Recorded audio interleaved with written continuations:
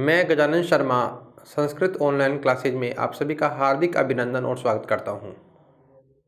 देखिए, आज हम आप लोगों के सामने हमारे इस पाठ्यक्रम की बात करें। रीट का जिस पाठ्यक्रम की हमने व्याकरण के जो पाठ्यक्रम की चर्चा कर चुके हैं और आज हम शिक्षण विधियों से संबंधित चर्चा करेंगे। शिक्षण विधियों की बात करें, टीचिंग मेथड जिसे आप कहते हैं। विधि का मतलब होता है सिखाना, टीचिंग मतलब पढ़ाने का एक तरीका होता है, जिनके बारे में हम चर्चा करेंगे। हमारा जो पाठ्यक्रम है, इस रीट का जो पाठ्यक्रम है, उस पाठ्यक्रम की बात करें तो पाठ्यक्रम में हमारे महत्वपूर्ण में बात करूं, सबसे महत्वपूर्ण जो चीज़ें हैं वो हैं, संस्कृत की बात करूं तो एक तो हमारे भाषा के कौशल, भाषा के कौशल, ठीक है। दूसरे नंबर पे मैं बात करूं शिक्षण की विधियां, शिक्षण की विधियां। हमारे इस पाठ्यक्रम में जो संस्कृत का जो पाठ्यक्रम है, L1 हो या L2 हो, उन दोनों की बात कर रहा हूं मैं। उन दोनों में L1 हो या L2 हो, L1 यानी लैंग्वेज भाषा फर्स्ट हो, चाहे लैंग्वेज भाषा यानी भाषा जिसे कह सकते हो द्वितीय हो, उनमें हमारा जो पाठ्यक्रम है, उस पाठ्यक्रम में जो हमारा शिक्षण विधियों का जो पार्ट है, उस पार्ट की बात करें तो महत्वपूर्ण एक तो उसमें है भाषा के कौशल है, एक शिक्षण विधियां हैं, एक शिक्षण अभिरुचि के प्रश्न हैं, ठीक है, एक शिक्षण के सिद्धांत हैं, ठीक है। और तीसरे नंबर की बात करूं, महत्वपूर्ण की बात कर रहा हूं, जो मेन बातें हैं वो एक हमारा है मूल्यांकन। क्या है? मूल्यांकन। तीन चीजें हैं हमें पढ़नी है, यह हमें पढ़नी है संस्कृत में, ठीक है। देखिए, जब हम संस्कृत प्रारंभ करने वाले थे उससे पहले हमने चर्चा करी थी कि संस्कृत और हिंदी दोनों में बहुत समानता है। दोनों में बहुत समानता ऐसी है कि यदि अभी भी आपको बताया जाए, जब रीट का विज्ञप्ति जब जारी होगी तो कई लोग इसलिए कंफ्यूज रहेंगे कि हमें संस्कृत लेनी है या हिंदी या अंग्रेजी लेनी है। आपको मैं फिर से कहना चाहूँगा, हिंदी और संस्कृत में बहुत समानता है, क्योंकि जो रीट का जो पाठ्यक्रम है जिसमें हिंदी और संस्कृत दोनों में बहुत समानता है, ऐसे व्याकरण से भी रिलेटेड बहुत सी समानताएं हैं और शिक्षण विधियां भी लगभग हूबहू हैं। लगभग 80-90% दोनों में समानता है, कोई ज़्यादा चेंजेज नहीं है। इसलिए मैं आपसे कहना चाहूँगा कि आपको वरीयता के रूप में पहले नंबर पे आपको हिंदी को वरीयता देनी है, दूसरे नंबर पे संस्कृत को देनी है।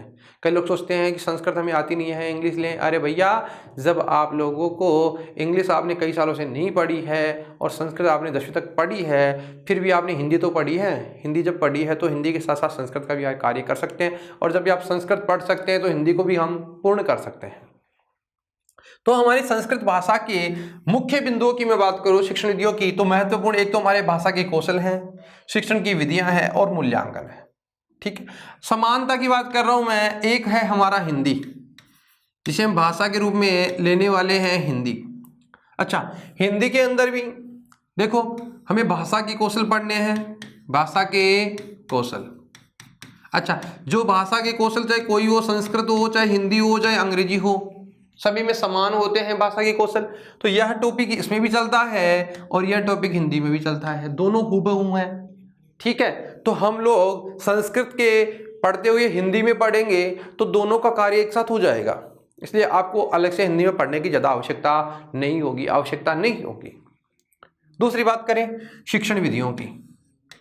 अच्छा, यहाँ पर भी शिक्षण विधियां हैं। शिक्षण का मतलब पढ़ाने का जो तरीका है, वो शिक्षण की जो विधियां हैं वो यहाँ पे भी है और वो वहाँ पर भी है, यानी संस्कृत में भी है, दोनों में समान है।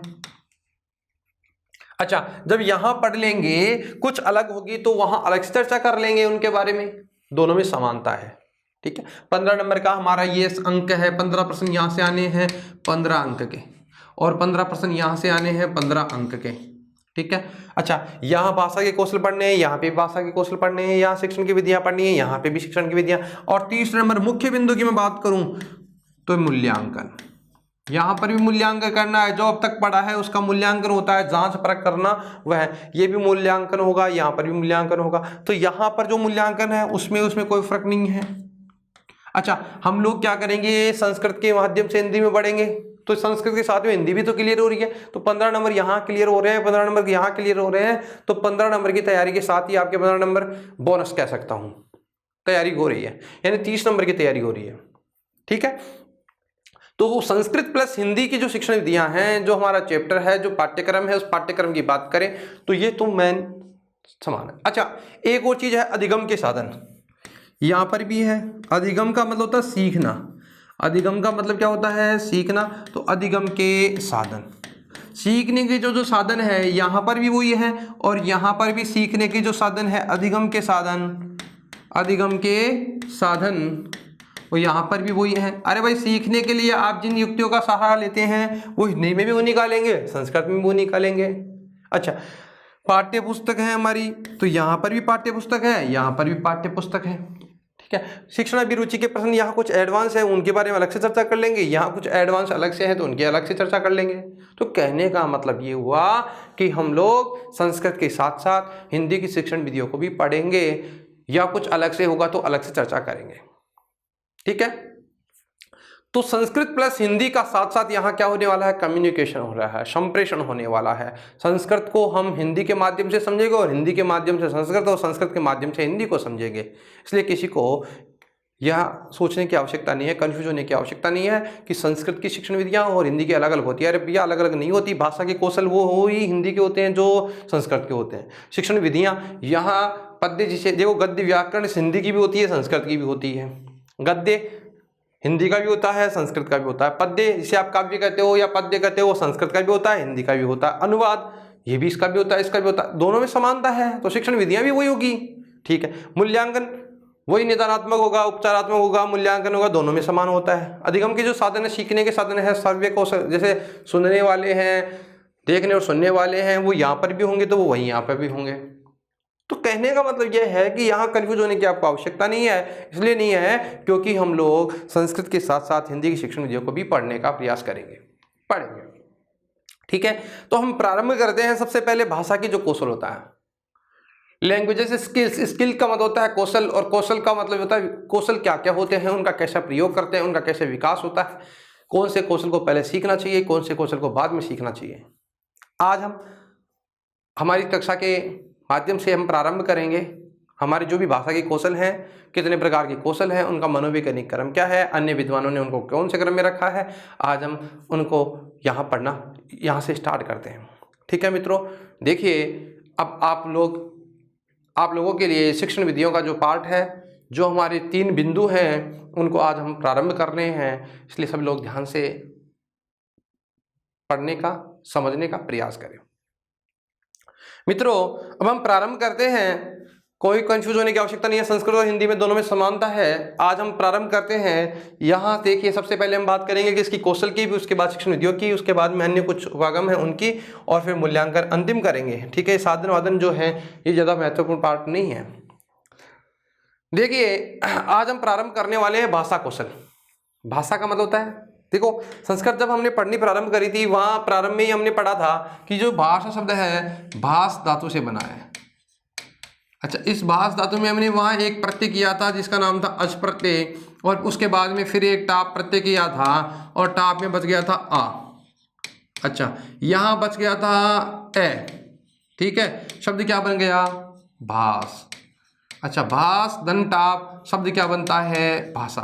और भाषा का मतलब होता है अपने मंतव्यों का, अपने मन के विचारों को संप्रेषित करने के लिए जिसका हम प्रयोग करते हैं उसे हम भाषा कहते हैं। हमने प्रारंभ में पढ़ ली, जब व्याकरण को प्रारंभ किया था तभी इसके बारे में हमने चर्चा कर ली थी। यानी अपने मंतव्य का मतलब होता है मन के विचारों को आदान प्रदान करने के लिए जिस युक्ति का हम प्रयोग करते हैं वह क्या कहलाती है? भाषा कहलाती है। ठीक है, भाषा। और भाषा शब्द की बात करें तो भाषा जो शब्द है वह भास धातु से बना है, और उसमें एक प्रत्यय लगा है जिसका नाम है अच प्रत्यय है। अच में से च की संज्ञा होकर के ऐसे रहता है और शब्द बनता है भास। एक प्रत्यय प्राप्त होता है जिसका नाम है टाप प्रत्यय, और टाप में से टैकी और पै की संज्ञा होकर के आशेष रहता है। जब भास ए प्लस ए मिलता है, ए प्लस एन मिलता है तो क्या बन जाता है? आ, और शब्द क्या बन जाता है? भाषा। और भाषा का मतलब होता है अपने विचारों को संप्रेषित करने के लिए जिस युक्ति का हम प्रयोग करते हैं उसे हम कहते हैं भाषा कहते हैं। ठीक है, ये भाषा जो होती है उसके कौन कौन से कौशल होते हैं, स्किल्स होते हैं, उनको कैसे पढ़ाया जा सकता है, उनके बारे में आज हम चर्चा करेंगे। इसका नाम है भाषा कौशल। देखिए, भाषा के 4 कौशल होते हैं। भाषा कौशल के 4 कौशल होते हैं, जिनको 4 मनोवैज्ञानिक या सामान्य क्रम 4 हैं। यानी भाषा कौशल के 4 क्रम हैं, यानी 4 हैं। भाषा के कौशल कितने हैं? 4। भाषा कौशल के 4 मनोवैज्ञानिक या सामान्य क्रम, आप सामान्य क्रम कह सकते हैं, या भाषा कौशल के मनोवैज्ञानिक या सामान्य क्रम 4 हैं। कितने हैं? 4 की बात करें तो कौन कौन से? LSRW, या इसे कह सकते हैं सुबोपली। आप इसको याद करोगे ऐसे कैसे? क्या याद करोगे भाई? सुबोपली। सु का मतलब होता है सुनना, बो का मतलब होता है बोलना, पै का मतलब पढ़ना, लि का मतलब लिखना। आपका मनोवैज्ञानिक भाषा का मनोवैज्ञानिक क्रम यही है। कौन कौन सा क्रम है? सुनना, बोलना, पढ़ना, लिखना। कौन कौन से क्रम है? सुनना, बोलना, पढ़ना, लिखना। LSRW का मतलब होता है लिस्टन, स्पीक। लिस्टन का मतलब होता है लिसन, लिसन का मतलब होता है सुनना, स्पीक का मतलब होता है बोलना, रीड का मतलब होता है पढ़ना, राइट का मतलब होता है लिखना। इसलिए इंग्लिश में भी यही हो गया। इसको इंग्लिश में कह सकते हैं LSRW, हिंदी में कह सकते हैं सुबोपली, और संस्कृत में कहते हैं श्रवणम, भाषणम, पठनम, लेखनम। श्रवण का मतलब होता है सुनना, भाषण का मतलब होता है बोलना, पठनम का मतलब पढ़ना, लेखनम का मतलब लिखना। मतलब भाषा के जो कौशल है, उन भाषा के कौशलों का जो मनोवैज्ञानिक क्रम है, या जो भाषा का जो सामान्य क्रम है, वह यही क्रम है। कौन सा क्रम है? LSRW, सुबोपली, या श्रवणम, भाषणम, पठनम, लेखनम। कौन कौन सा है? श्रवणम, भाषणम, पठनम, लेखनम। ठीक है। अब हम बात करें, इसकी बात हो गई। अब यहां देखिए,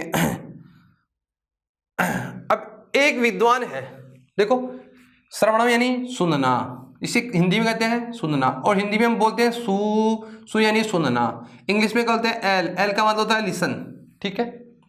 भाषण, भाषण का मतलब होता है बोलना, बो यानी बोलना, स्पीक इंग्लिश में कहते हैं स्पीक। पै का मतलब होता है पठनम, और पै को बोलते हैं पढ़ना, इसको कहते हैं रीड। लेखनम, ली यानी लिखना, और इसे कहते हैं राइट। तो इसका मतलब हो गया LSRW। ठीक है।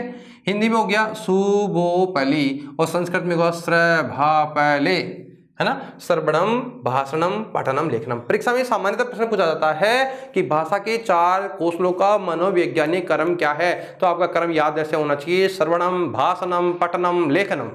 या सामान्य क्रम पूछे या भाषा के कौशल का क्रम पूछे तो भी आपको क्रम याद यही रखना है। ठीक है, ऐसे की ऐसे क्रम याद रखना है। एक विद्वान है जिसका नाम है मोंटेसरी, एक विद्वान है जिसका नाम है मोंटेसरी, और मोंटेसरी ने जो 4 कौशल बताए उनका क्रम ऐसे रखा है, LSWR लिखा है। यानी उन्होंने केवल इन 2 का चेंज किया है। W को पहले दिया है, R को बाद में दिया है। W का मतलब होता है राइट को पहले, और रीड का मतलब बाद में दिया है। कहा है उन्होंने कि मोंटेसरी ने भाषा का जो कौशल बताए हैं, उन कौशलों में इनका जो क्रम रखा है वो कौन सा रखा है? LSWR। कौन सा रखा भाई? LSWR। इसका मतलब ये हुआ, उन्होंने सुनना और बोलना को प्रथम माना ही है। भाषा का प्रथम कौशल किसको माना है? सुनना को। सुनना का मतलब लिसन को, और एस यानी एस, इसको कह सकते हैं LS। अब यहाँ देखो उल्टा कर दिया उन्होंने, W और R, यानी इसका मतलब सुनना, यानी सबसे पहले क्या आएगा? उन्होंने माना है श्रवणम को, S यानी भाषणम को। फिर उन्होंने कहा है कि भैया W का मतलब होता है राइट, लिखना पहले होता है, और उन्होंने कहा है कि लिखने के बाद में व्यक्ति क्या करता है? पढ़ता है, तो इसको कह सकते हैं पठनम। अच्छा, किसका प्रयोग पहले किया है? उन्होंने लिखना को पहले माना है ना, तो लेखनम पहले माना है, और उसके बाद में किसको माना है? पठनम को माना है। तो यहाँ हो गया लेखनम, और यहाँ हो गया पठनम। ठीक है। भाषा के कितने कौशल हो गए? 4। क्रम तो यह है मनोवैज्ञानिक, लेकिन मोंटेसरी ने कहा कि भाषा का सबसे पहला क्रम है वह है श्रवणम, फिर भाषणम, फिर लेखनम को पहले दिया है और पठनम को बाद में। इसे आप कह सकते हो LSWR। हिंदी में आप कह सकते हो सुनना सबसे पहले, बोलना उसके बाद में, और लिखना, और उसके बाद में पढ़ना, ये उन्होंने दिया है। लेकिन अन्य वैज्ञानिकों ने उसको खंडित किया, इन्हें खारिज किया कि ऐसा नहीं होता है, मनोवैज्ञानिक क्रम तो यही होता है। क्यों? क्योंकि आप देखिए, सबसे पहले जब बच्चे का जब जन्म होता है, तो जन्म होने के बाद में बच्चा घर वालों के पास में रहता है, इर्द गिर्द रहता है, तो सबसे पहले वह घर वालों की आवाज़ सुनता रहता है। घर वाले उसके पास में बोलते हैं तो बोलते हैं तो वह व्यक्ति सुनता रहता है। लगभग जब 6 महीने का हो जाता है तो उसके मुंह से भी शब्द निकलना प्रारंभ होते हैं, वर्ण निकलते हैं, बोलता है, माँ माँ प ऐसे बोलता है। जब वह सुनता है तभी तो बोलता है। जब उसको विद्यालय में भेज दिया जाता है तो विद्यालय में सबसे पहले उसको क्या करते हैं, पढ़ाते हैं, बेटा बोलो अ ई ऊ ऐसे सिखाते हैं। क से कबूतर, है ना। जब वो सीखता है, जब बहुत कुछ सीख जाता है तब उसको अध्यापक क्या करता है, लिखना सिखाता है। बेटा लिखो ऐसे बनता है ए, तो पहले बोलेगा तभी तो ये सीखेगा ना। तो यही इसका मनोवैज्ञानिक क्रम को माना गया है और इनके मत को खारिज माना गया है, जबकि इनका मत तो ये था। ठीक है, तो कहने का मतलब ये हुआ कि जो सबसे 4 कौशल हैं, उन कौशलों की बात करें तो 4 कौशल कौन कौन से हो गए, सुनना, बोलना, पढ़ना, लिखना। यही इनका मनोवैज्ञानिक क्रम है और इनके मत को खारिज कर देते हैं अन्य वैज्ञानिक, जबकि इनका मत तो ये था। ठीक है, भाषाई कौशल बालक सुनकर, फिर उसके बाद बोलकर, पढ़कर और लिखकर विचारों का आदान प्रदान करता है। देखिए, भाषाई कौशल में बालक सुनकर, बोलकर, पढ़कर और लिखकर विचारों का आदान प्रदान करता है। अतः इन 4 योग्यताओं को विकसित करना ही भाषा शिक्षण का प्रमुख उद्देश्य है। भाषा शिक्षण का प्रमुख उद्देश्य क्या है कि व्यक्ति के इन 4 कौशल का विकास होना चाहिए। ऐसे नहीं कि वह सुनता ही रहे नहीं। अगर व्यक्ति सुनता ही रहेगा तो बोल नहीं पाएगा, और जब बोलने लग जाएगा और यदि वह पढ़ता ही रहेगा तो लिख नहीं पाएगा। इसलिए 4 चीज़ों का होना अति आवश्यकता है। शिक्षण के कौशलात्मक उद्देश्य तथा उद्देश्य ही भाषा ही कौशल कहलाते हैं। क्या है, शिक्षण के कौशलात्मक उद्देश्य तथा ये उद्देश्य ही भाषा के कौशल कहलाते हैं, भाषा ही कौशल कहलाते हैं। क्या कहलाते हैं, 4 कौशल जो हैं वो भाषा की क्या कहलाते हैं, कौशल कहलाते हैं। ठीक है, शिक्षण के कौशलात्मक उद्देश्य तथा ये उद्देश्य ही भाषा के या भाषाओं के कौशल कहलाते हैं, जिनका कोई ना कोई उद्देश्य होता है जिससे व्यक्ति का सर्वांगीण विकास हो सके। ठीक है, अच्छा, ये 4 कौशल हो गए। 4 कौशलों की बात करें तो 4 कौशल कौन कौन से हैं, सुनना, बोलना, पढ़ना और लिखना। श्रवणम, भाषणम, पठनम, लेखनम, यही इनका मनोवैज्ञानिक क्रम है। LSRW आप इसे कह सकते हैं। ठीक है, आगे चले।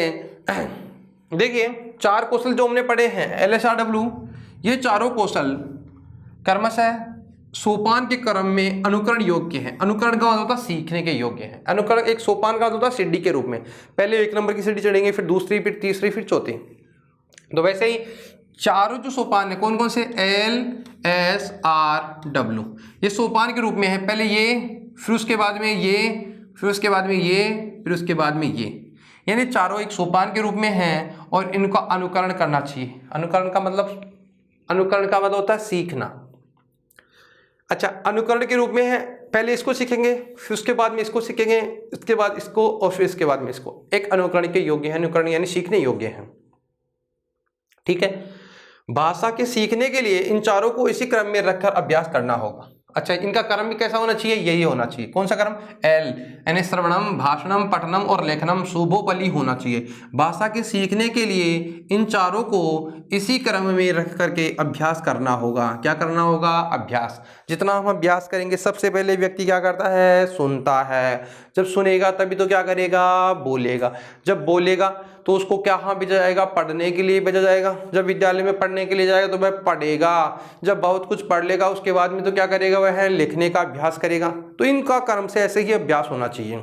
ठीक है, भाषण से पूर्व, देखो महत्वपूर्ण बात है, भाषण से पूर्व श्रवण का होना अति आवश्यक है ही। बोलने से पहले सुनना बहुत आवश्यक है। अरे व्यक्ति बोलेगा कब, जब सुनेगा तभी तो बोल पाएगा। अरे जब आप लोग या कोई छोटे से बालक से आप तो किसी चीज को मत देखिए, ये सोचिए कि किसी बालक का जन्म हुआ है। जब बालक का जन्म होता है तो जन्म होने के उपरांत वह क्या करता है, उसके इर्द गिर्द जो भी लोग होते हैं उसके सामने, उसके आसपास बोलते रहते हैं कि नहीं। जब बोलते रहते हैं तो वह क्या करता है, वो भी सुनता तो है ही ना, ग्रहण तो करता है। जब उसके इनपुट होता रहता है, ग्रहण करता रहता है, तो उसके बाद में आउटपुट भी करता है, बाहर भी निकालता है।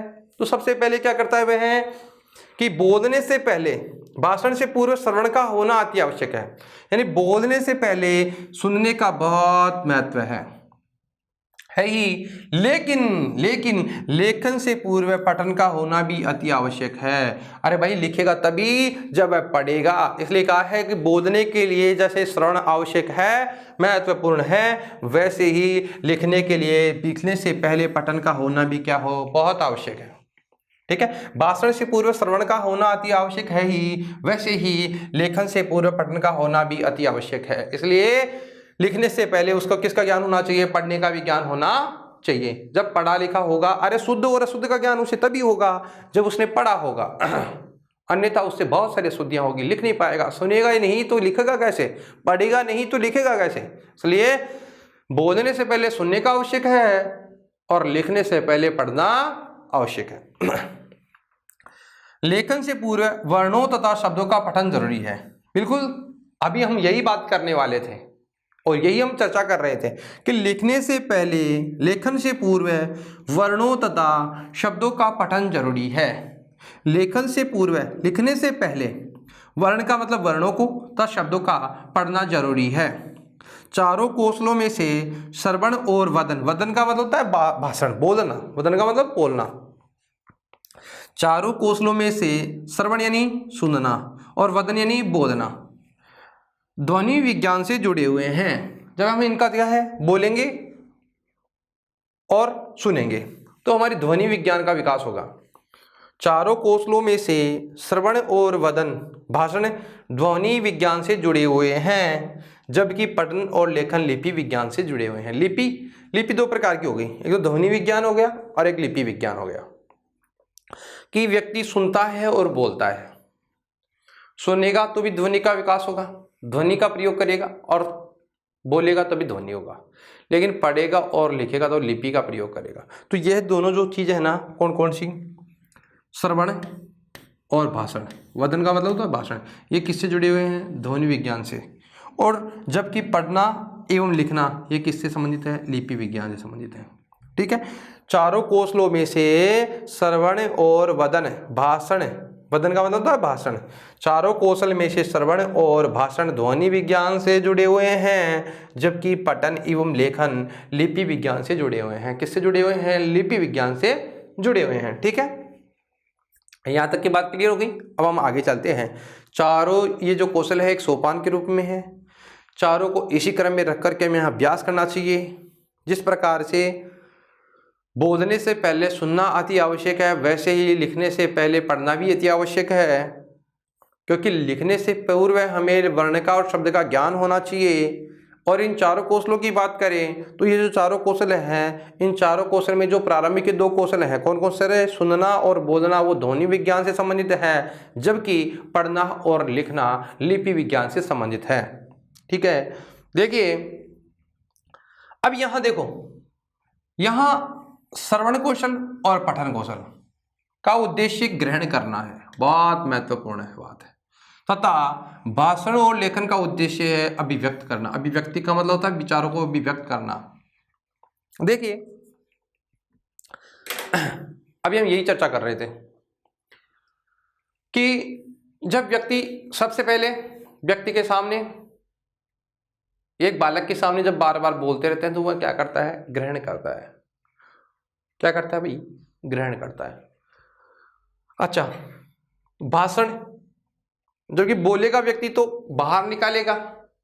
ठीक है, तो श्रवण यानी सुनने में और पढ़ना, जो दो चार कौशल हो गए, सुनना, बोलना, पढ़ना और लिखना। तो व्यक्ति सबसे पहले क्या करता है, सुनता है, तब सुनेगा तो सबसे पहले वह क्या करेगा, ग्रहण करेगा। अच्छा ठीक है, सुनेगा तो ग्रहण करेगा। अच्छा, सुनेगा फिर बोलेगा, तो बोलेगा तो ग्रहण नहीं करेगा, अब इसका मतलब बाहर निकाल रहा है, अभिव्यक्त कर रहा है, अपने विचारों को बाहर की ओर निकाल रहा है। अब तक जो सुना था, अब उसको वो क्या कर रहा है, वक्त बोल करके प्रकट कर रहा है। अच्छा, फिर तीसरा नंबर का है पढ़ता है। देखो ये पढ़ता है, तो पढ़ेगा, अध्यापक जब उसको पढ़ाएगा, जैसे आप लोग उसको पढ़ाएंगे, जब आप रीट की तैयारी करेंगे हैं, करने के बाद आप सफल होते हैं, अध्यापक बनते हैं, स्कूल में जाते हैं, छात्रों को पढ़ाते हैं, और छात्र क्या करता है, सबसे पहले सुनता है सुनता है सुनता है। अरे जब आप पढ़ाओगे तभी तो उसको पाठ पूछोगे, तभी तो वो बता पाएगा। तो पढ़ा उसने, तो पढ़ेगा तो क्या करेगा, ग्रहण करेगा। तो इसका मतलब ये भी क्या कर रहा है, यहाँ पर भी ग्रहण कर रहा है। क्लियर। अच्छा, सुनेगा और पढ़ेगा तो क्या करेगा, ग्रहण करेगा। तो कहने का मतलब ये हुआ यहाँ श्रवण और पठन कौशल का उद्देश्य ग्रहण करना है। ग्रहण का मतलब ग्रहण करता है। तथा भाषण, भाषण का मतलब अब बोलना, है ना, और लेखन लिखना का उद्देश्य अभिव्यक्त करना है। अच्छा, अब जो अब तक सुना था उसको ग्रहण किया, सुन करके वह क्या करता है, भाषण देता है। भाषण का मतलब अभिव्यक्त करता है, बोलता है। अब यहाँ तो क्या करेगा, ध्वनि विज्ञान का प्रयोग करेगा। अच्छा, पढ़ेगा उसको क्या करेगा, लिखेगा, यहाँ लिपि विज्ञान का प्रयोग करेगा। कहने का मतलब, लेकिन अभिव्यक्त तो कर रहा है, वह बोल करके अभिव्यक्त कर रहा है, यहाँ पर वो लिख करके अभिव्यक्त कर रहा है। बात एक ही है, एक व्यक्ति अपने विचारों को बोल करके प्रकट करता है, एक व्यक्ति अपने विचारों को लिख करके प्रकट करता है। समझ रहे हैं मेरी बात को? तो कहने का मतलब यह हुआ कि सुनना और पठन कौशल का उद्देश्य तो ग्रहण करना होता है, जबकि भाषण और लेखन का उद्देश्य अभिव्यक्त करना होता है। अच्छा, अभिव्यक्त करने के दोनों तरीके अलग अलग हो गए। अच्छा, भाषण में वह क्या करता है, केवल बोलता रहता है, मौखिक अभिव्यक्त करता है। अच्छा, और यहाँ लेखन में क्या करता है, लिख करके अभिव्यक्त करता है। लिखता तो है, विचारों को व्यक्त भी करता है, लेकिन वह बोल करके नहीं, वह लिख करके अभिव्यक्त करता है। तो कहने का मतलब ये हुआ, तो भाषा के जो 4 कौशल हैं, उन चारों कौशल को एक बार हम समझ लेते हैं। देखो, ये हमारे 4 कौशल हैं। कौशल कितने हैं? 4। कौन कौन से हैं? एक तो है श्रवणम, दूसरा है भाषणम, तीसरा है पठनम और चौथा है लेखनम। अब तक हमने यही पढ़ा है। अच्छा, इनका स्वरूप कैसा है? इनके रूप की बात करें तो श्रवणम में व्यक्ति क्या करता है, ग्रहण करता है, ग्रहणम ग्रहण करता है। अभिव्यक्ति यानी यहाँ क्या करता है, व्यक्त करता है। यहाँ भी ग्रहण करता है, अभिव्यक्त करता है। सबसे देखो, एक को ग्रहण करेगा, यहाँ ग्रहण करेगा। श्रवणम कौशल में क्या करता है, ग्रहण करता है। भाषण में क्या करता है, अभिव्यक्त करता है। पठन में ग्रहण करेगा और लेखन में अभिव्यक्त करेगा।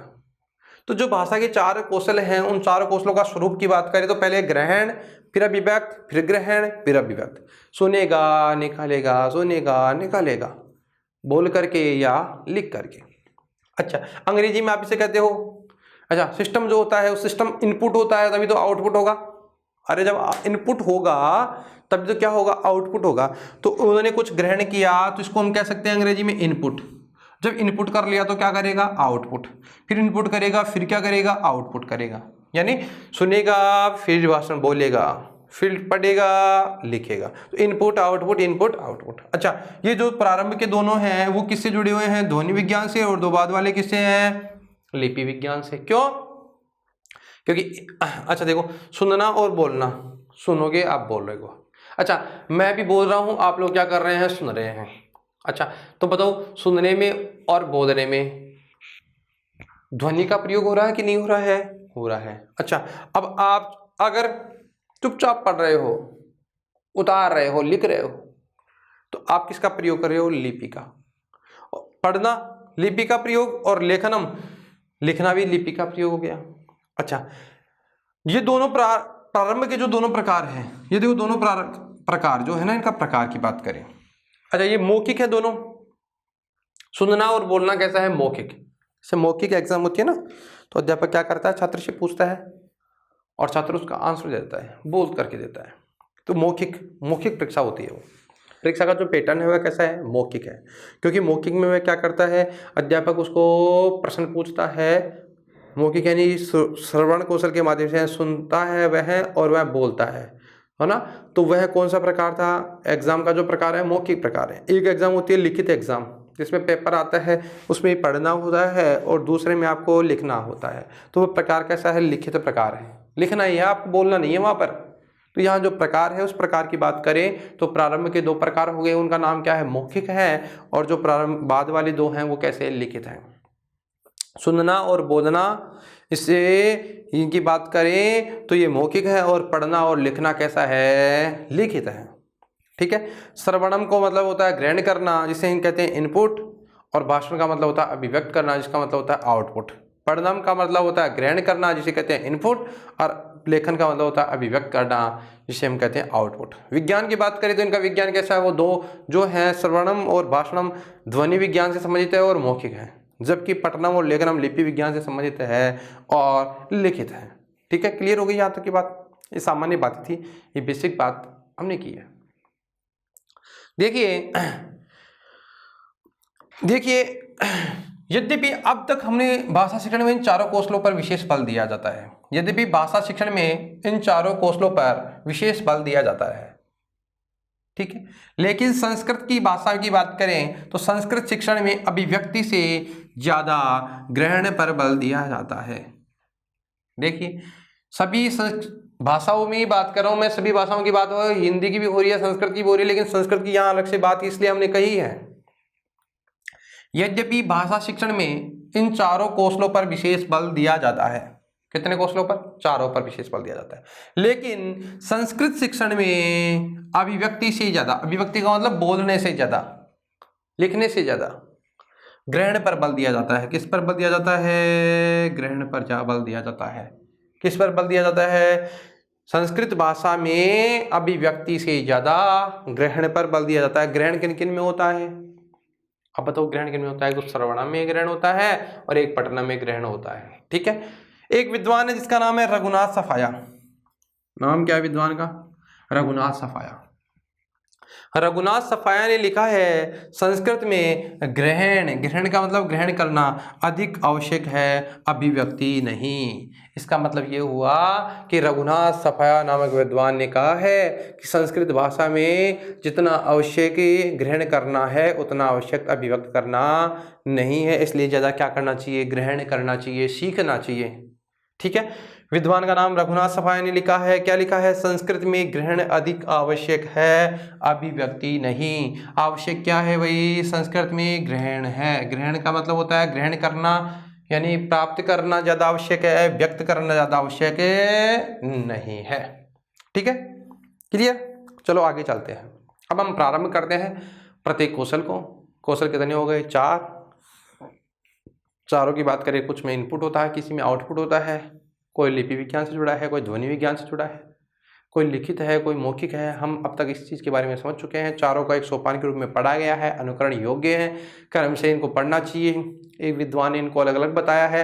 यहाँ तक हम विस्तार से चर्चा कर चुके हैं। अब हम इनको क्रमशः पढ़ते हैं। क्रमशः का मतलब क्रम से पढ़ेंगे। पहले इसके बारे में पढ़ेंगे, फिर दूसरे के बारे में, पहले श्रवणम के बारे में, फिर भाषणम के बारे में, फिर पठनम के बारे में और फिर लेखनम के बारे में विस्तार से चर्चा करेंगे, ठीक है मित्रों। ध्यान दिए, अब हम प्रारंभ करते हैं। एक है हमारा सबसे पहले जिसका नाम है श्रवण कौशलम। श्रवण का मतलब होता है सुनना। इस श्रवण का मतलब क्या होता है भाई? सुनना। और कौशल की बात कर रहे हैं तो कौशल कौन सा है? श्रवण कौशल, सुनने का कौशल। आप लोग सुन रहे हैं तो आपके कौन से कौशल का विकास हो रहा है भाई? देखिए, श्रवण कौशल का, ठीक है। अच्छा, आप पढ़ रहे हैं पठन कौशल का, लिख रहे हैं तो लेखन कौशल का, और बोल रहे हैं तो भाषण कौशल का। कौशल का मतलब होता है स्किल्स, कि आपकी जो पढ़ाने का तरीका है, पढ़ने का जो तरीका है वो कैसा है, सुनने का जो तरीका है, सुनाने वाले का जो तरीका है वह कैसा है। आज हम बात करने वाले हैं इसकी श्रवण कौशल की, और श्रवण का मतलब होता है सुनना, ठीक है। देखिए, अर्थ की बात करें जिसका मतलब होता है अर्थ ग्रहण पूर्वकम श्रवणम, और उद्देश्य इसका श्रुत्वा अर्थ ग्रहणम। अर्थ है इसका, श्रवण कौशल का मतलब होता है अर्थ ग्रहण पूर्वकम सुनना, अर्थ ग्रहण पूर्वकम श्रवणम। अब देखो, यहां संस्कृत में कहा गया है अर्थ ग्रहण पूर्वकम, अर्थ ग्रहण पूर्वकम श्रवणम, अर्थ ग्रहण करते हुए सुनना, यानी अर्थ ग्रहण पूर्वक, पूर्वक का मतलब अर्थ ग्रहण के साथ में सुनना। और इसका क्या है? उद्देश्य क्या है? श्रुत्वार्थ ग्रहणम, सुन करके अर्थ ग्रहण करना। तो इसका मतलब तो ये हुआ सुनकर के अर्थ ग्रहण करना, ठीक है। इसका मतलब हुआ अर्थ ग्रहण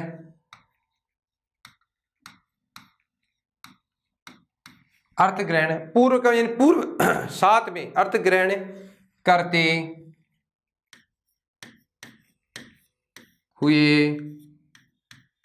सुनना, अर्थ ग्रहण करते हुए सुनना, और इसका मतलब हुआ सुन करके अर्थ ग्रहण करना, ठीक है। उद्देश्य तो है श्रुत्वार्थ ग्रहणम, श्रवण कौशल का उद्देश्य क्या है? तो श्रवण कौशल का उद्देश्य है सुनकर के अर्थ ग्रहण करना। सुना सोचा कि संस्कृत में तो हम उसका अर्थ भी ग्रहण करते हुएंगे, और यदि अर्थ ग्रहण करते हुए उसका हम सुनेंगे, ठीक है, एक ही बात है।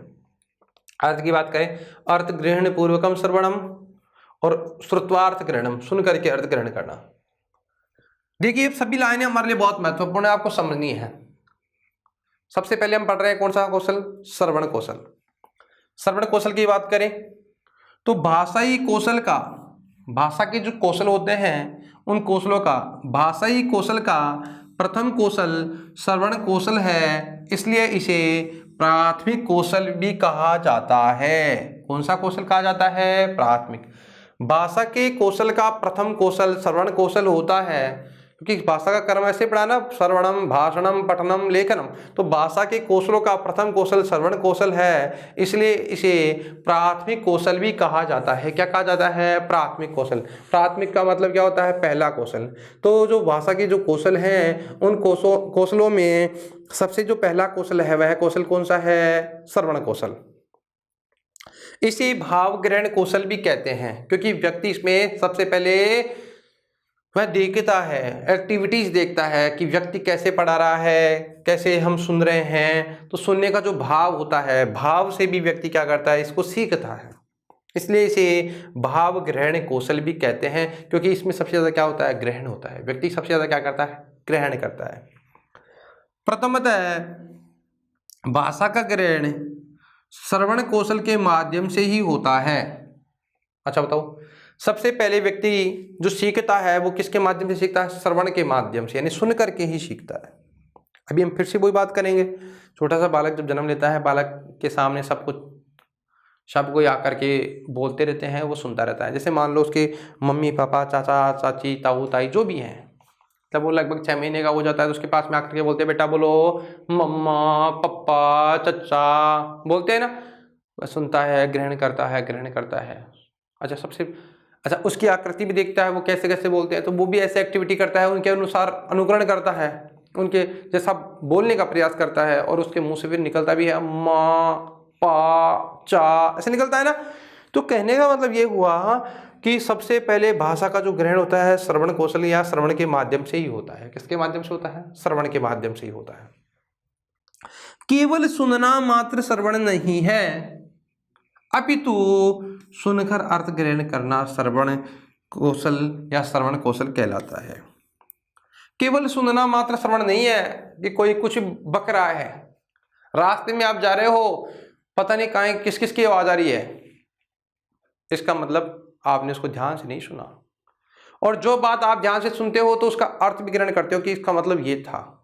तो केवल सुनना मात्र श्रवण नहीं है, अपितु सुनकर के उसके अर्थ को ग्रहण करना क्या है? श्रवण है।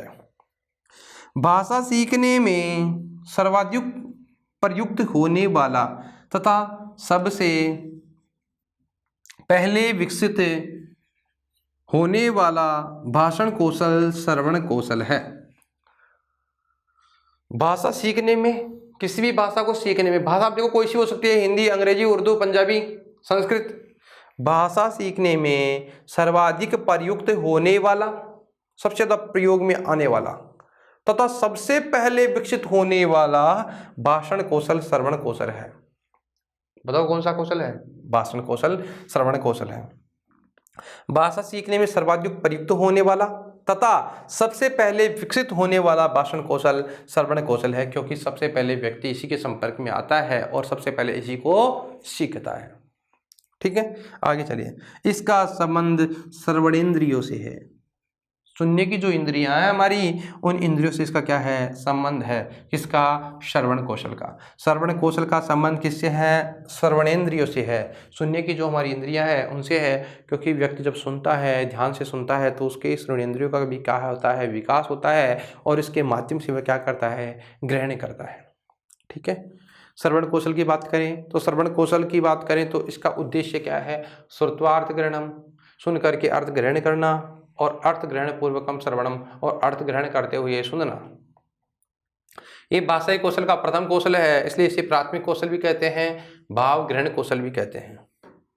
केवल सुनना मात्र श्रवण नहीं है, लेकिन उसको सुन करके उसका अर्थ ग्रहण करना ही श्रवण कौशल है। ठीक है, भाषा सीखने में सर्वाधिक प्रयुक्त होने वाला तथा सबसे पहले विकसित होने वाला जो कौशल है वह कौशल कौन सा है? श्रवण कौशल है, क्योंकि इसका संबंध श्रवणेंद्रियों से है। ठीक है, इसके जो घटक हैं, श्रवण कौशल के जो घटक हैं या तत्व हैं, उनकी हम बात करें। अच्छा, कौन कौन से घटक हैं, कौन कौन से इसके तत्व हैं? देखो, श्रवण कौशल का विकास कब हो सकता है, इसके हम बारे में चर्चा करते हैं। सबसे पहले वक्ता को धैर्यपूर्वक, वक्ता का मतलब होता है बोलने वाला। हमारे श्रवण कौशल का विकास तभी होगा, तभी हम ढंग से समझ पाएंगे, क्योंकि हमने पढ़ा श्रवण कौशल में सुनकर के अर्थ ग्रहण करना, और सुनेंगे तभी जब हमारा मन होगा। जब मन नहीं होगा तो सुन नहीं पाएंगे, सुनेंगे नहीं तो ढंग से नहीं सुनेंगे तो आप उसका अर्थ ग्रहण नहीं करेंगे, क्योंकि कहते हैं ना, फिजिकली प्रेजेंट माइंडली एब्सेंट। कुछ लोग कक्षाओं में भी ऐसे होते हैं जो कक्षा में तो बैठे होते हैं लेकिन माइंड से एब्सेंट होते हैं, इसलिए वो सुन नहीं पाते हैं, समझ नहीं पाते हैं। और समझने के लिए क्या करना पड़ेगा? समझने के लिए आपको क्या करना पड़ेगा? समझने के लिए आपका मनोयोग होना चाहिए, ध्यान होना चाहिए, वक्ता के प्रति श्रद्धा होनी चाहिए, विश्वास होना चाहिए। जब श्रद्धा और विश्वास होगी तो ध्यान से सुनेंगे, और ध्यान से सुनेंगे तो आपका उसको अर्थ को भी समझेंगे, और अर्थ को समझते हुए आप उसको ग्रहण करेंगे। इसलिए कहा गया है कि वक्ता को धैर्यपूर्वक, धैर्य के साथ सुनना, मनोयोग पूर्वक, अर्थ ग्रहण पूर्वक सुनना। जब हमारा ध्यान होगा, धैर्य रखेंगे, मनोयोग होगा, मन का योग होगा, मन एकाग्रचित्ता होगी, तभी उसका अर्थ प्राप्त होगा, और अर्थ ग्रहण तभी प्राप्त करते हुए उसको क्या करेंगे? सुनेंगे। श्रवण कौशल के घटक की बात करें, तत्वों की बात करें, तो वक्ता को धैर्यपूर्वक, मनोयोग पूर्वक, अर्थ ग्रहण पूर्वक सुनना।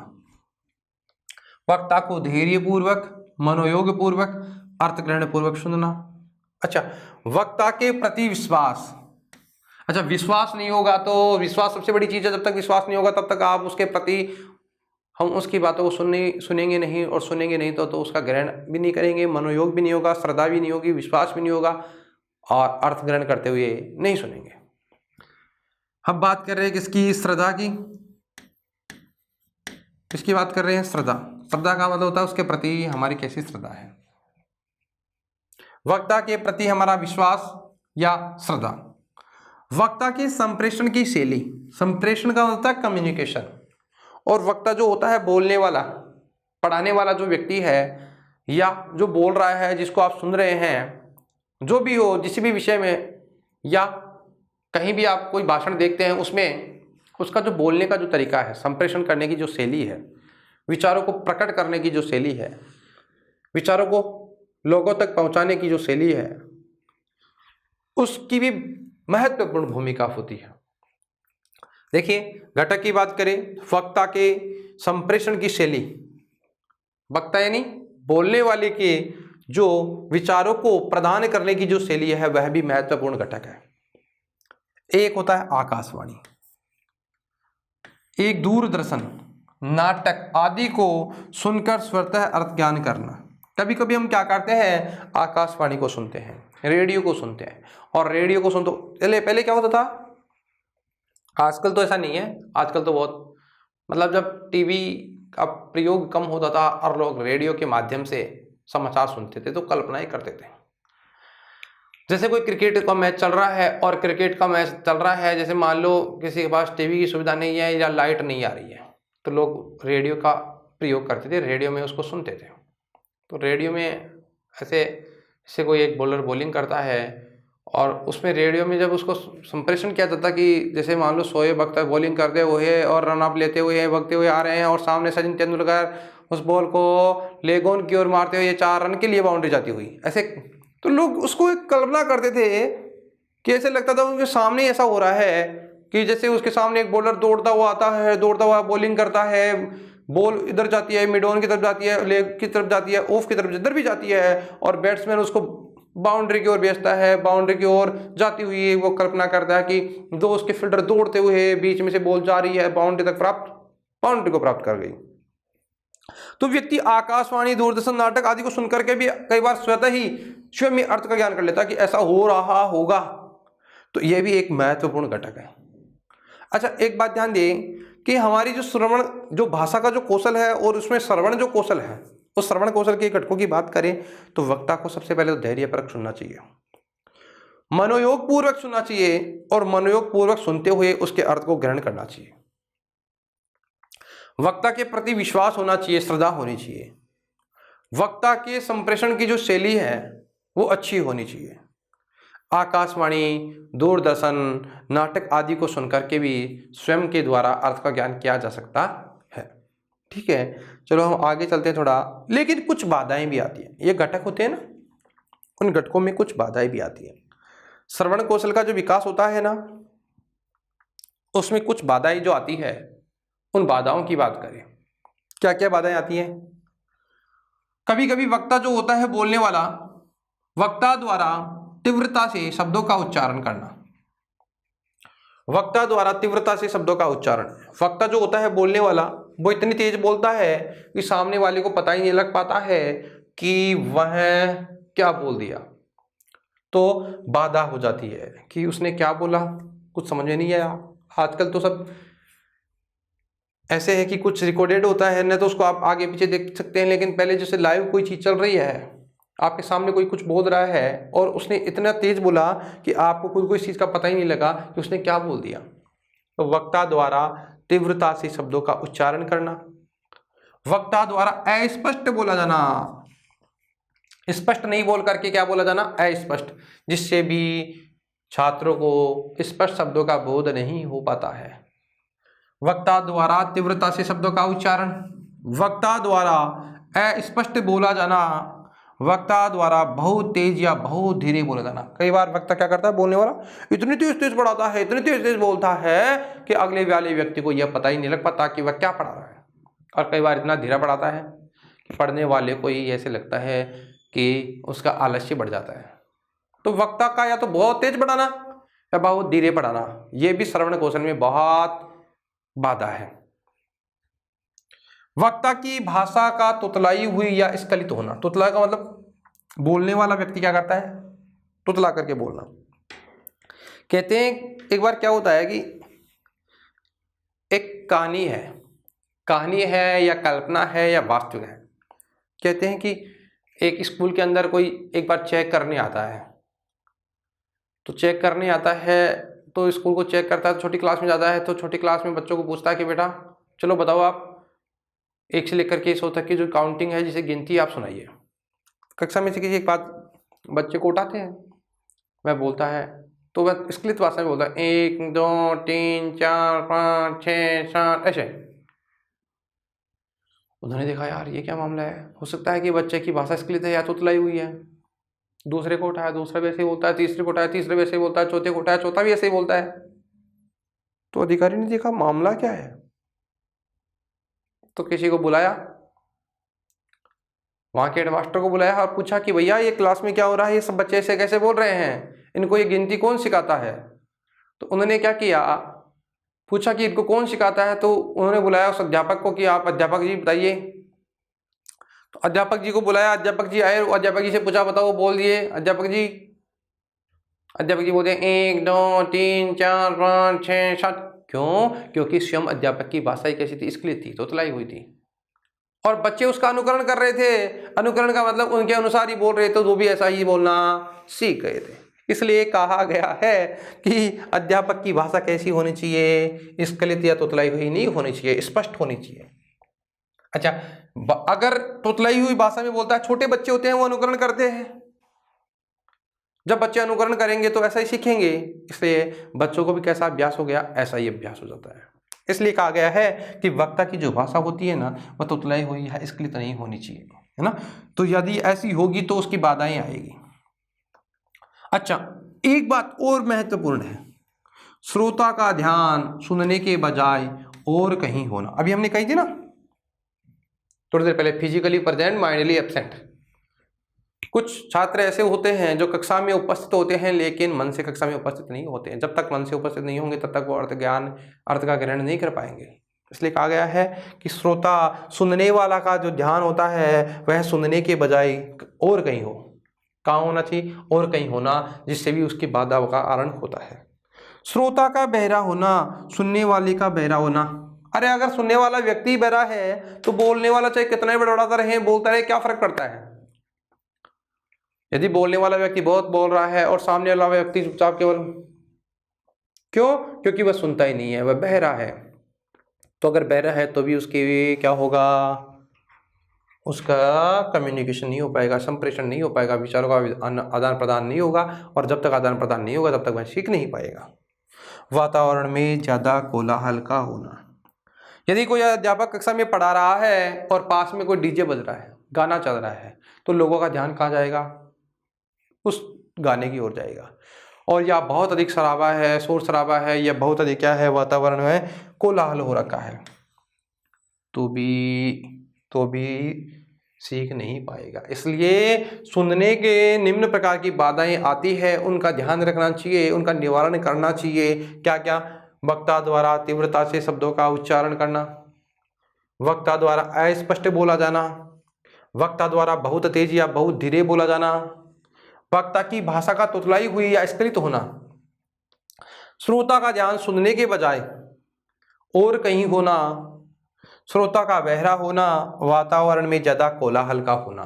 इन सब कारणों के कारण भी व्यक्ति स्पष्ट रूप से श्रवण कौशल का विकास हो नहीं पाता है। ठीक है, देखिए अब श्रवण कौशल के विकास के जो साधन हैं, उन साधनों की बात करें। श्रवण कौशल के विकास के साधनों की बात करते हैं। यह विकास के जो साधन हैं, श्रवण कौशल का विकास किन किन साधनों के माध्यम से हो सकता है, श्रवण कौशल का जो विकास होता है किन किन के द्वारा हो सकता है।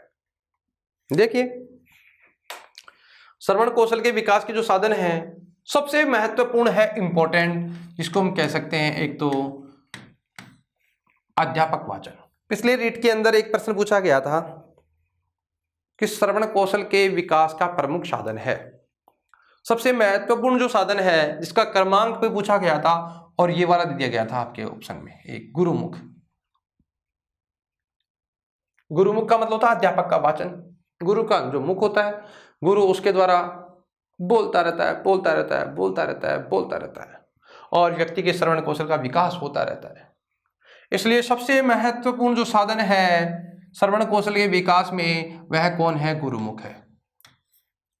इसलिए परीक्षा में पूछा गया प्रश्न है ये कि श्रवण कौशल के विकास का सबसे महत्वपूर्ण साधन है, तो सबसे महत्वपूर्ण साधन क्या है भैया? गुरुमुख, गुरु का मुख, जिसे हम कह सकते हैं अध्यापक के द्वारा किया जाने वाला वाचन। अध्यापक जो वाचन करता है उसे छात्र बहुत अधिक सीखता है, अध्यापक के द्वारा बहुत सीखता है।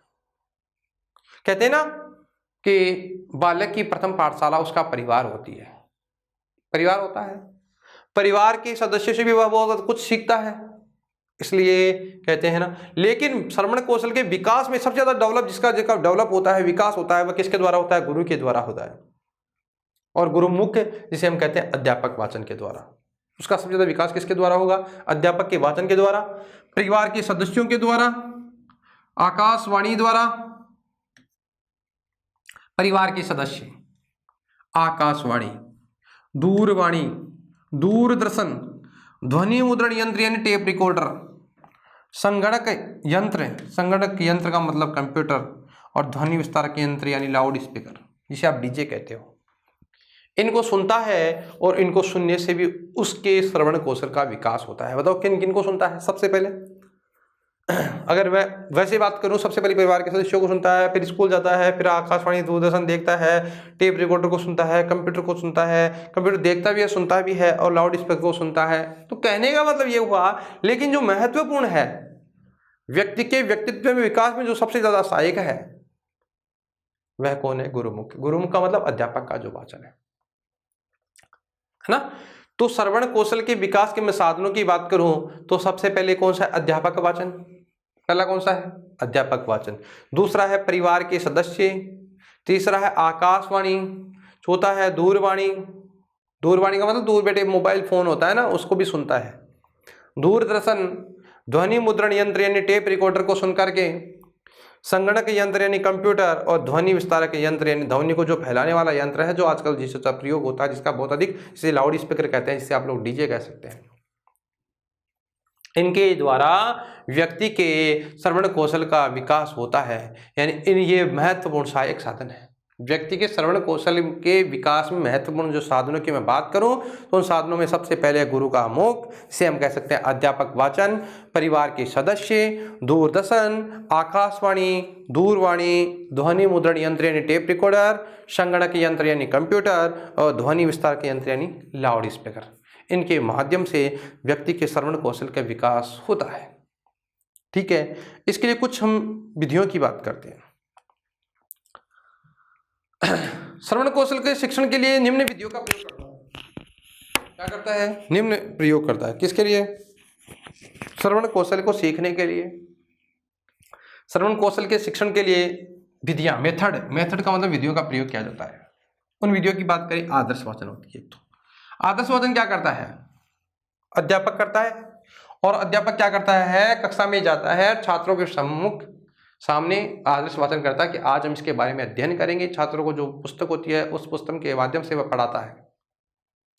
छात्र क्या करते हैं? सस्वर वाचन करते हैं। जैसे अध्यापक ने एक श्लोक पढ़ाया, कोई भी एक श्लोक पढ़ाया, जैसे पृथिव्यां त्रीणि रत्नानि जलम अनम सुभाषितम मूढ़ै पाषाण खंडेषु रत्न संज्ञा विधीयते। अध्यापक ने वाचन किया, छात्रों को कहता है आप भी बोलिए। फिर छात्रों शिक्षक साथ बोलते हैं, जैसे पृथिव्यां त्रीणि रत्नानि जलम अनम सुभाषितम मूढ़ै पाषाण खंडेषु रत्न संज्ञा विधीयते। तो सस्वर का मतलब सस्वर वाचन, स्वर के साथ वाचन करना, स्वर के साथ, सस्वर यानी लय ताल बद्ध वाचन करना। और यह काम कौन कौन करता है? शिक्षक व छात्र। पहले शिक्षक करेंगे, फिर छात्र करेंगे, और दोनों मिल करके करेंगे। अच्छा, सबसे पहले आदर्श वाचन करेगा अध्यापक। सस्वर वाचन कौन करेगा? शिक्षक व छात्र दोनों। कथा कथन विधि, कथा कहेगा और कहानियां सुनेगा भी। शिक्षक कहानियां कहेगा, कहानियों के माध्यम से पढ़ाएगा, और कहानियां सुनेगा। कथा कथन विधि। वाद विवाद विधि, वाद विवाद का मतलब वाद विवाद करना, जिसे अंत्याक्षरी आदि करते हैं, जैसे वाद विवाद करवाते हैं, तर्क वितर्क करवाते हैं। यह कार्य कौन करता है? केवल छात्र करते हैं। छात्रों का समूह बना दिया जाता है, जिसमें छात्रों को बांट दिया जाता है कि आप ये पक्ष रखेंगे, आप ये पक्ष। तर्क वितर्क करना, वाद विवाद करना, अंत्याक्षरी करना, इसमें शामिल होते हैं। प्रश्नोत्तर विधि, प्रश्न और उत्तर पूछना। प्रश्न पूछता है अध्यापक, छात्र उत्तर देते हैं। तो शिक्षक के द्वारा प्रश्नोत्तर विधि का प्रयोग किया जाता है। प्रश्न पूछता कौन है? शिक्षक पूछता है। ठीक है, तो श्रवण कौशल का विकास इसलिए होता है कि जब छात्र कक्षा में बैठे हो, शिक्षक क्या करता है? उनको आदर्श वाचन यानी पढ़ाता है। आदर्श वाचन उनके सामने आदर्श वाचन करता है। आदर्श का मतलब सुव्यवस्थित तरीके से वाचन करता है। कौन करता है? शिक्षक। अच्छा, जब छात्र और शिक्षक मिलकर के सस्वर वाचन करते हैं, तो भी सुनने जो अन्य लोग हैं उनके श्रवण कौशल का विकास होता है। कथा और कथन विधियों के द्वारा भी, जो शिक्षक व छात्र द्वारा होता है, अन्य लोगों का श्रवण कौशल का विकास होता है। वाद विवाद विधि के द्वारा भी छात्रों के अलावा छात्र विवाद विवाद विधि का प्रयोग करते हैं, अन्य लोगों का श्रवण कौशल का विकास होता है। और प्रश्नोत्तर विधि के माध्यम से भी श्रवण कौशल का क्या होता है? विकास होता है। तो श्रवण कौशल के लिए जो मैं विधियों की बात करूं, तो श्रवण कौशल की जो विधियां हैं, उन विधियों की बात करें तो एक तो है आदर्श वाचन। आदर्श वाचन कौन करता है? शिक्षक। अच्छा, सस्वर वाचन कौन करता है? शिक्षक व छात्र।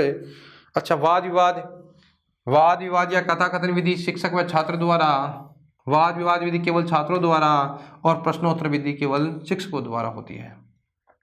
श्रवण कौशल की शिक्षण विधियों की बात करें तो कौन सी शिक्षण विधि श्रवण कौशल की विधि नहीं है? कई बार परीक्षा में पूछ लिया जाता है, तो आपको ये 5 नाम याद होना चाहिए। पहले कौन सा है? आदर्श वाचन। कौन करता है? शिक्षक द्वारा। सस्वर वाचन शिक्षक व छात्रों द्वारा। कथा कथन विधि शिक्षक व छात्रों द्वारा। वाद विवाद विधि छात्रों द्वारा, और प्रश्नोत्तर विधि शिक्षक द्वारा। ठीक है, कौन कौन सी होगी? आदर्श वाचन शिक्षक द्वारा, सस्वर वाचन शिक्षक व छात्रों द्वारा, कथा कथन विधि शिक्षक व छात्रों द्वारा, वाद विवाद विधि छात्रों द्वारा, और प्रश्नोत्तर विधि किसके द्वारा? शिक्षक के द्वारा। ठीक है, श्रवण कौशल की शिक्षण विधियां कितनी है? 5। कौन कौन सी? आदर्श वाचन, सस्वर वाचन, कथा कथन विधि, वाद विवाद विधि, और प्रश्नोत्तर विधि। मित्रों, देखिए, हमने भाषा के जो कौशल हैं उनकी चर्चा करी। आज इस कक्षा में हमने भाषा के 4 कौशल हैं, श्रवणम, भाषणम, पठनम, लेखनम। एक विद्वान ने उनका क्रम थोड़ा उल्टा बताया है, कैसे इनका इनपुट होता है, कैसे आउटपुट होता है, इसके बारे में आज हमने प्रारंभ किया है। और प्रारंभ में हमने श्रवण कौशल के बारे में विस्तार से चर्चा करी है।